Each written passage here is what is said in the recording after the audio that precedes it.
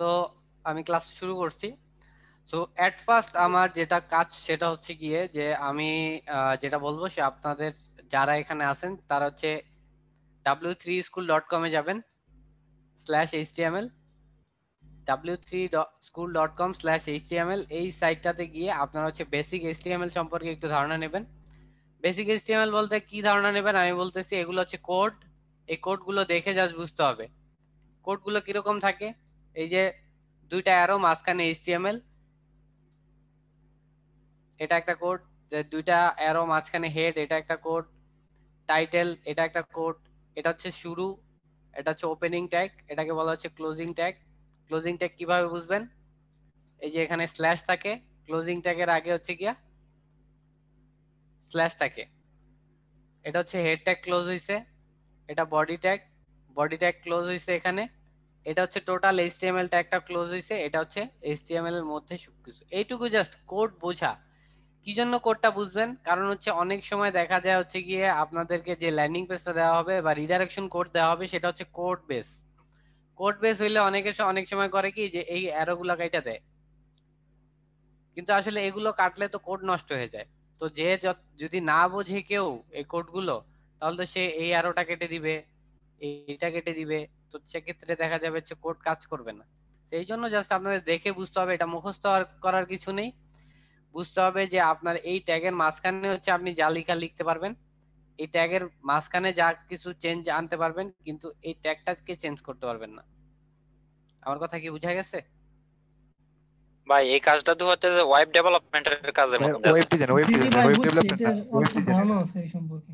হ্যাঁ, ওয়েব ডিজাইনও না কিছু না, এটা হচ্ছে আপনি জাস্ট কোড বুঝলেন। ওয়েব ডিজাইন ভাই আরো অনেক বড় জিনিস।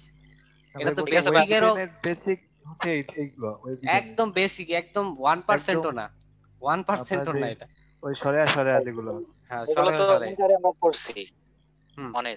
পড়ে থাকলে খুবই ভালো। ভাই ঠিক আছে, এটা কি এটা জাস্ট প্যারাসিটামল ট্যাবলেট? হ্যাঁ এরকমই। এবারে যে জিনিসটা দেখালেন এটা তো মনে হয় একটা সূত্র সিস্টেম, তাই না? এগুলো কোড সূত্র বলেন যাই বলেন, আমি বুঝি না যে আসলে এটা মানে কোড, এই এটা কোডটাই একটা বুঝবেন আসলে। এক্সাম্পলের মাধ্যমে একটু বোঝালে ভালো হতো। ইন্টারে আসছিল করছি। এটা এক্সাম্পল দিয়ে বোঝানোর কিছু নেই, আপনি জাস্ট কোড বুঝবেন, এটাই। এটা দেখবেন, এটা যে এটা একটা কোড, এটা বুঝলেই এনাফ। এর থেকে বেশি বোঝার দরকার নেই। জাস্ট একটু এটা নজর বুলাইলেই এনাফ আপনার জন্য। ভাই এভাবে তো দেখলে তো মুখস্থ করা লাগবে, এগুলো ট্যাগ গুলো বোঝা লাগবে আগে। এটা তো বোঝার কি আছে, দেখেন এটা ট্যাগ। HTML আমি তো বলেই দিছি যে এখানে দুইটা অ্যারোর মাঝখানে এটা হচ্ছে একটা ট্যাগ, এইটা হচ্ছে এইচটিএমএল ট্যাগ শুরু, এটা হচ্ছে এইচটিএমএল। আমি তো সবকিছু বললামই এখানে, এর থেকে বেশি বোঝার তো কিছু নেই। ওকে, দেখিলাম যে এটা ট্যাগ। হ্যাঁ এটাই ট্যাগ, এটাই বুঝেন।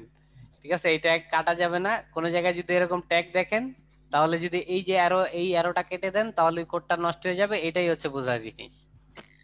আর যদি কোনো কিছু এডিটিং করতে হয়, এই দুইটা ট্যাগের মাঝখানে যা আছে এইখানে আপনি যে কোনো কিছু বসাইতে পারেন। এটা হচ্ছে আরেকটা বোঝার জিনিস, বুঝছেন? জি এটা এই হচ্ছে যে ব্যাপার। H1P8 এর মধ্যে কিছু থাকে। এগুলো সব মানে টোটাল ব্যাপারটাই তো এটা, মানে যা বসাবেন আপনার চেঞ্জিং আনতে হবে। এই যে মাঝখানে যেই ট্যাগই হোক, সেই ট্যাগের মাঝখানে হচ্ছে আপনার চেঞ্জ আনতে হবে। ক্লিয়ার? জি ক্লিয়ার। হ্যাঁ ভাই ক্লিয়ার। ওকে, সো এটা হচ্ছে গেল এক জিনিস। এখন হচ্ছে কি আমি সাইট ডেভেলপমেন্টের ক্ষেত্রে বা সাইট ডিজাইনের ক্ষেত্রে আমার কি জিনিস আসলে আমার মাথায় রাখতে হবে, কোন জিনিসটা আপনার মাথায় রাখতে হবে, সেটা হচ্ছে গিয়া সাইটের সিলো স্ট্রাকচার ঠিক রাখতে হবে। সিলো স্ট্রাকচার জিনিসটা কি? ফর এক্সাম্পল, আমি যদি একটা পিকচার দেখি, সো একটা পিকচার যদি আমি দেখি এখানে, সো পিকচারটাতে আমি দেখতে পারবো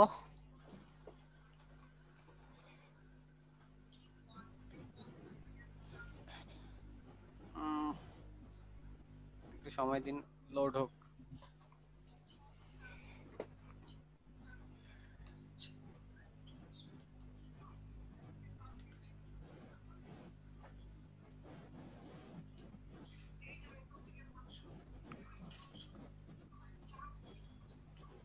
কি অবস্থা?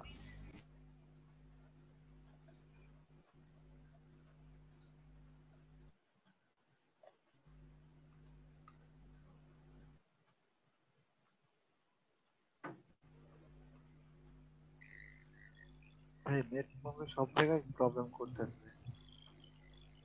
হবে হয়তো। ওই যে সিটি কর্পোরেশনের না কারা জানি কাটাকাটি শুরু করছে সারাখানে তা আচ্ছা এখন দেখেন এটা হচ্ছে একটা পিকচার। তো এই পিকচারটা দেখে আপনারা কি বুঝতে পারতেছেন? দেখুন ট্যাবলেট। ট্যাবলেট না, এগুলো হচ্ছে চকলেট, জেমস বলে, বাইরের কান্ট্রিতে বলে হচ্ছে জেমস। তো হ্যাঁ জেমস, সরি মাঝখানে ইন্টারাপ্ট করি। কারো ই থেকে মাইক্রোফোন থেকে খুব বাজে একটা নয়েজ আসছে, একটু মিউট করতে বলুন সবাইকে। আমি করে দিলাম। তো এগুলো হচ্ছে জেমস। আমি যেটা বুঝি যে এখানে অনেকগুলো জেমস আছে বিভিন্ন কালারের এলোমেলো ভাবে, এটা হচ্ছে ব্যাপার। আরেকটা পিকচার যদি আমি দেখি সেখানে আমি দেখবো এখানেও জেমস আছে, কিন্তু এই জেমস গুলো আছে কালার ওয়াইজ সারিবদ্ধভাবে সাজানো আছে। তো আপনার সাইট সেটআপের ক্ষেত্রে আপনার এই জিনিসটা অবশ্যই মাথায় রাখতে হবে যে আপনার সাইটটাও যাতে সুন্দরভাবে সাজানো থাকে, এলোমেলো ভাবে থাকা যাবে না। যেমন ধরেন আপনি ফোন ক্যাটাগরির মধ্যে যদি আপনি কিচেন আইটেম ঢুকে দেন, তাহলে কি সেই সাইটটা সুন্দরভাবে সাজানো হলো? অবশ্যই না। ফোন ক্যাটাগরির মধ্যে আপনার অবশ্যই ফোন আইটেমই রাখতে হবে, কিচেন ক্যাটাগরির মধ্যে আপনার কিচেন আইটেম রাখতে হবে। সো এটা হচ্ছে ব্যাপার, আপনার সাইটের সিলো স্ট্রাকচারটা ঠিক রাখতে হবে। সিলো স্ট্রাকচারটা কিরকম হয় আমি এক্সাম্পল দিয়ে যদি পিকচারের মাধ্যমে বুঝি, তাহলে এটা হচ্ছে একটা সাইটের সিলো স্ট্রাকচার। এটা একটা category wise, for the example এখানে ফোন ক্যাটাগরি থাকবে, এখানে ল্যাপটপ ক্যাটাগরি থাকতে পারে, এখানে অন্যান্য ইলেকট্রনিক ডিভাইস ক্যাটাগরি যে কোনো একটা থাকতে পারে। এখন ফোন ক্যাটাগরির মধ্যে আবার তিনটা থাকতে পারে category, Samsung phone, Apple phone, আর হচ্ছে গিয়া নোকিয়া ফোন ফর এক্সাম্পল। এখন স্যামসাং অ্যাপল ফোনের মধ্যে আবার তিনটা সাব ক্যাটাগরি থাকতে পারে। সাব ক্যাটাগরির মধ্যে থাকতে পারে কি, ধরেন আইফোন 12, আইফোন 11, আইফোন 10, এই তিনটা ক্যাটাগরি। এখন 11 এর মধ্যে আবার তিনটা ভেরিয়েন্ট থাকতে পারে, 64 জিবি, 128 জিবি আর 32 জিবি, এই ভার্সন গুলো থাকতে পারে। সো এটা কিন্তু এক ক্যাটাগরির মধ্যে কাস্টমার যা তার চাহিদা সেটা কিন্তু সব পেয়ে যাচ্ছে একটা ক্যাটাগরিতে ঢুকলে। এখন সে ফোন ক্যাটাগরিতে ঢুকলে যদি দেখতো প্রেসার কুকার আইটেম এখানে পাইছে, সে কিন্তু প্রথমে